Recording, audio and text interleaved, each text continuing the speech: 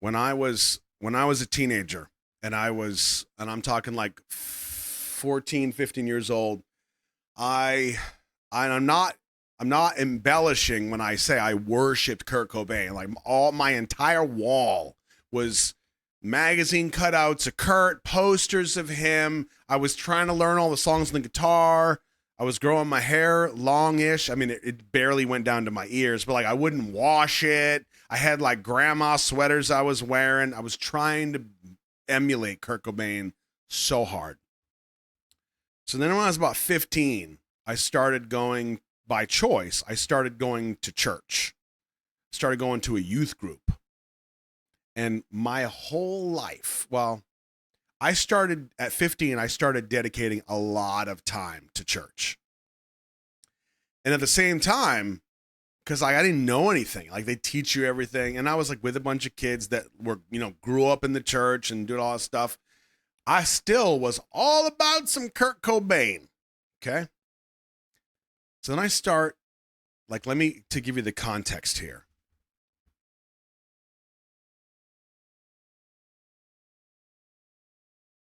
I'm about 3 months into the church. You know what I mean? Like, I'm a born again Christian. I'm walking the walk. I'm talking the talk. I'm learning all the things, I think. And then I'm sitting in church one day on a Sunday morning, listening to the pastor give the sermon. And I see this beautiful girl, dark hair, dark features, and I recognize her from youth group. I fall in love immediately. And I say to my friend who was with me that was, like knew everybody, hey, who's that? Oh, well, that's so-and-so. They're part of the so-and-so family. They're like the celebrities of the church. Huh? Is that a thing? You celebrity of the church? Yeah, well, because this and that, whatever. So I realized this is the oldest daughter of 75 kids, and they're like celebrities in the church. Well, of course, Roscoe takes that as a challenge. She's going to love me soon. She's going to fall in love with Roscoe. So I make it happen. I make this girl fall in love with me. Sometimes I just can't turn it off. So we start dating. Within about 2 months of us dating, and we didn't like go on dates. We were just known as boyfriend and girlfriend, and we would like hug for a little bit longer, and we would like kiss on the mouth, and that was pretty much the extent of it.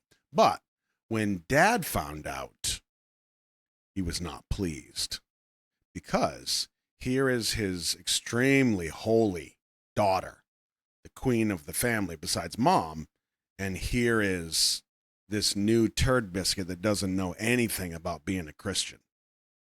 Can't have this. It's actually a term for it called unequally yoked. Okay, you think about like two oxen on a yoke. You know what I mean? Like one's weak and pathetic, and then one is this monster. Well, she was the monster that knew all the God things, and I was a dummy. So that's how it goes. So here's where Kurt Cobain comes into this. I get a call one day from the dad. Hey, this is Mr. So-and-so. Hey, are you free this afternoon? Oh, yes, sir. Yes, sir. What can I do? Can I help you in some way? Yeah, I would love to come by and chat with you. Oh, yeah. Yeah, that should be fine. Sure. And I'm 15 years old. So he said, okay, I'll be over in about an hour. Okay.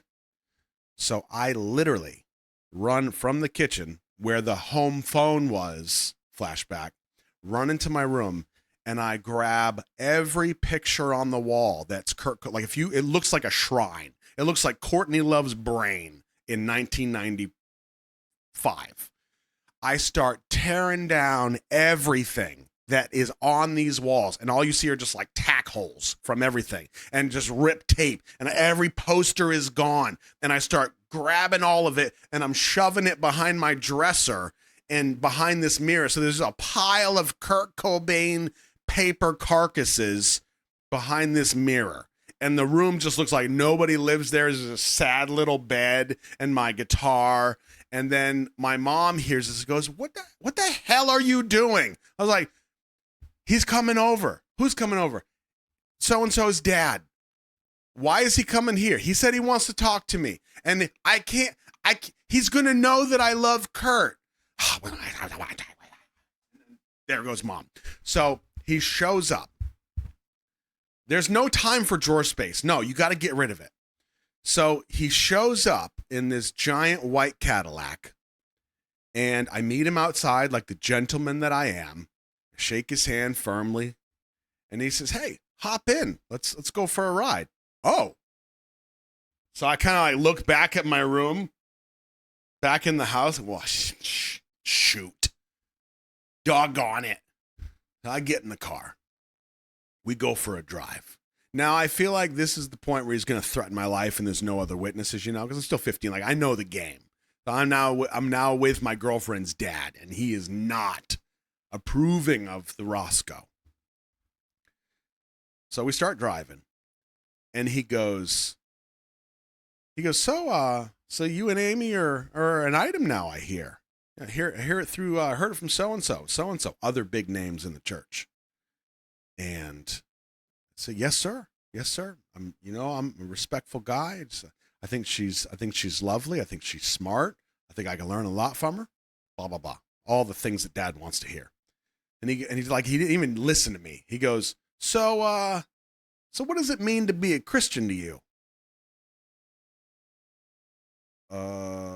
Now, for those of you that know, there is a very specific answer. It is not what I said.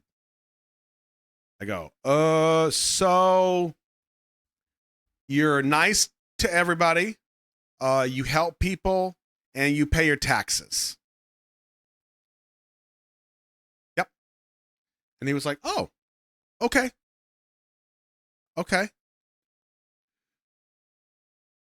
So then as he's driving, he, like out of like magic, he pulls out a Bible and puts it in my lap. That's what I said.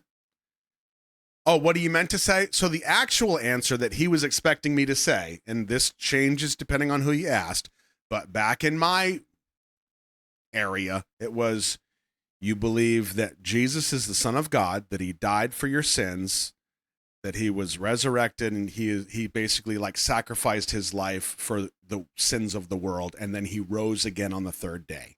And then you believe in God and Jesus and the Holy Spirit. You have the Holy Trinity. So essentially that's the thing, right? So he puts a Bible in my lap and he goes, why don't you go ahead and turn to page, or not page, he goes, open up to the book of whatever and go to this. Oh, he goes, open up to the book of John. I want you to go to chapter 3 and go to verse 16. And I'm like, did he memorize this book? So I don't even know where John is, right? So I open up the first page and it's like, okay, Genesis. Oh my, Genesis is so long. He's like, flip ahead. I'm like, okay, so I go like 10 pages. No, go to the New Testament. Where's that? Is that another book? Like, you wouldn't know that I had been in church for 3 months, like several times a week. I mean, and I wasn't just there to be like, hey, ladies. I mean, I was, but I really wasn't. I was in there, and I thought I was learning. Apparently, I wasn't. So I finally, like, as he's driving, and the Bible's in my lap, and I'm like, this is where it's going to get weird. He, like, really kind of frustrated, starts flipping the pages of the book in my lap, and I'm like, and he's flipping. Finally, John, okay. He's like, go to chapter 3, go to verse 16, read that verse. Okay, so I'm like, okay. And like, I hadn't read before. For God so loved the world that he gave his only begotten Son, so that all who believeth in him shall be saved and have eternal life. And he's like, yep. And I go, okay.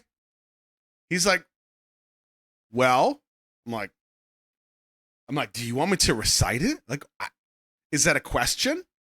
He's like, that's what it means to be a Christian. So I go, and I read it again like 7 times in a row, thinking like, I don't know what I'm supposed to be saying. I don't know. What am I supposed to do?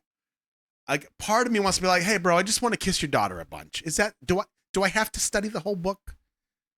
Do I have to let you flip through pages on my lap? I mean, like, we probably work something out. She's really pretty. She's really smart and funny. Yeah. So it was a couple hours that we were driving around, and I had to go through like literally a cross-reference Bible session with the dad through the whole drive, right? And I had to learn what unequally yoked meant. I had to like kind of memorize John 3:16. We talked about the book of Acts. We talked about Corinthians. He opened up the book of Revelation. At one point we parked and we're doing like an actual Bible study. He's trying to make me into the soon-to-be man that he wants his daughter to potentially marry. Okay? Yep. By the end of that drive, as we're pulling back into my parents' driveway, I was like, well, thank you, Mr. So-and-so. I appreciate your time. Like, there's a lot of stuff I didn't know, and I don't know. I guess it just didn't catch it the first time round. So stupid, right? He goes, well, I tell you, I'd love to do this. Like after Sundays on church, why don't we just make it a weekly thing? After Sunday, we'll just leave the church together. We'll go find a spot. We'll do a little Bible study. What do you think? I think Amy would like that. And I'm like, yeah, I would. Oh, I would love that. I would so appreciate that. Oh man, I appreciate you taking the time to spend this time with me and teach me. Oh, that's great. Yeah. And we did for several months. This cat, I would have to like hang out with my friends after church. We'd stand there out on the front porch and we wait, and here he come. And I'm like, oh, hey, are you ready? Let's go. Golly gee willikers. And I would get in that white Cadillac and we would drive, and he'd be like, all right, so today I want to talk about the book of Numbers. And I'm like, ooh, numbers. I like numbers. I hate numbers. I hate birds. I hate numbers. I hate math. So I go to Numbers. And this is where I think, in retrospect, I think he was just messing with me. Because if you know the book of Numbers, it's literally a book of numbers. It's like a historical book of statistics and numbers for record of how many people were in this group and this tribe, and they traveled this. Bro, in the tribe of Judah, there were 44,396. On the second month, they traveled 15 miles, and they met with the tribe of Roscoe for the 66th day. Yep. It's not a fun read. No. It's worse than Deuteronomy. It's worse than Leviticus. Yep. So I do this. I put in the time. Okay. I still do my thing. I'm still in youth group. I'm playing music in the band. I'm playing music with the adults on the stage on Sunday mornings. I'm doing like outreach, all kinds of stuff. Finally finish up with Bible study with Dad. And after all this, I'm like, okay, so that nonsense is done. I've paid my dues. Now we can focus on being a couple. Because I have, approval, right? That's when I get invited over to lunch. I remember I told you there's a bunch of kids. Do you remember me telling you the story about how I was at a girlfriend's house and I was like there and there was a bunch of kids, and then like I had the bubbling belly and I had to go to the bathroom, and then the war that ensued in the bathroom? That was the family. So when I tell you, and you didn't know this before, when I tell you that I was sitting at that table and I knew that Dad didn't like me, this was that family. I put in that time, and I finally made it to that dinner table like a winner. And God was like, nope. And he touched my tummy. Ross, you good? Yep. Ooh. Yeah. Got me. And I thought after that, like, nobody knows, it's fine, even though they so knew. After that is when I let some time pass. I just kind of laid low. I remember calling her on the phone. He probably did poison me, the bastard. I call her on the phone and I go, hey, and this is going to sound strange, but I just need you to trust me. If you leave your house and you follow the path in the woods that goes like down by this center, there's a place called the Loops. And the Loops is like a bunch of like dirt paths and jumps and stuff that kids on bikes would take. It's just a cool hangout spot away from all the adults. It's down by the river. It's real sweet. I said, I'm going to ride my bike. I'm going to get to you. And then let's meet at the Loops. I just want to have a chat. I'm going because I'm like, okay, I've put in the time. I've done my duty. Now, like, let's be a couple. Like, let's go on dates. Let's go for nice walks by the river. Let's talk and learn about each other. That's my intention. So we meet up. We sit down by the river, and I'm like, man, it's such a nice day. I said, look, so here's why I wanted to meet with you. And I went through the whole thing.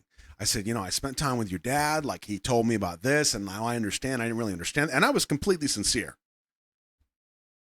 And I probably talked. I know this will shock you. I probably talked nonstop for about 15 minutes. I laid out my case. And then she was like, yeah, I don't really want to go out with you anymore. What's that? Yeah, I think we're done. I don't think it's going to work. You don't think it's going to work? Do you know how many verses I have memorized to please your father? Hope your dad's happy. Probably your dad probably wants to date me, and that's why you can't hook up with me. Hook up. So saucy.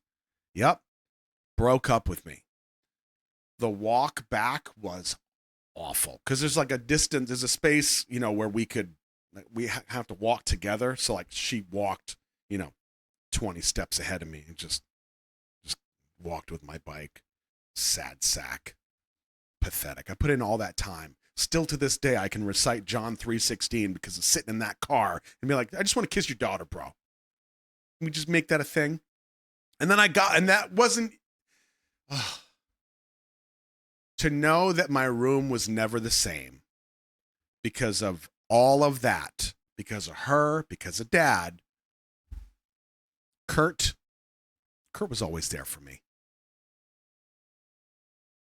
In my formative years of Nirvana and Kurt Cobain, and I was like deep, deep in. That's where it brought me back. Yep, I lost the shrine. My villain origin story. Yeah, it was brutal. Oh, it was brutal. I will say, though,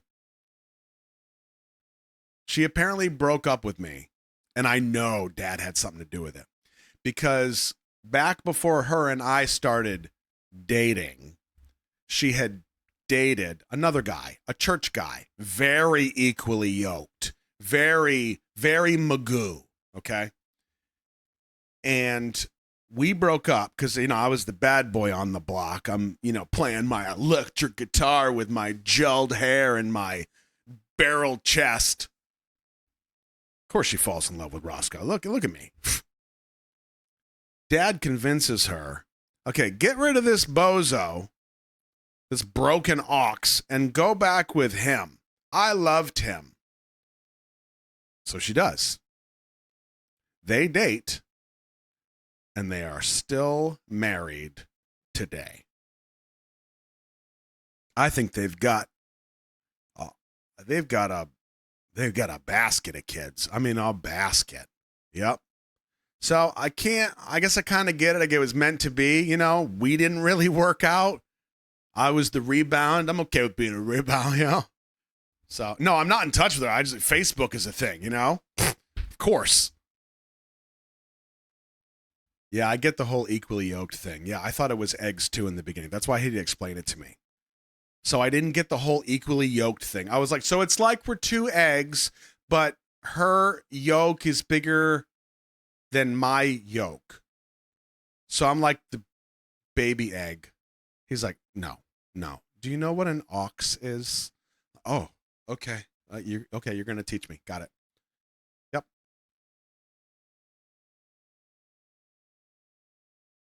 And all that whole experience, which went on for years with my church life, was a constant reminder of my childhood trauma of never being enough and never amounting to anything. It was never enough.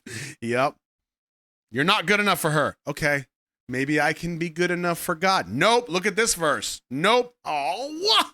What about this one? Nope. Still wrong. You're never good enough. That was my life. Sorry, headphone users. Yeah, no, it's good, man. It's all good. It's just part of my origin story, you know? When I hear Nirvana, I go back to that time and I think of those things. I regret nothing. I regret pulling all my damn posters off the wall. Let me take back that statement. Yeah.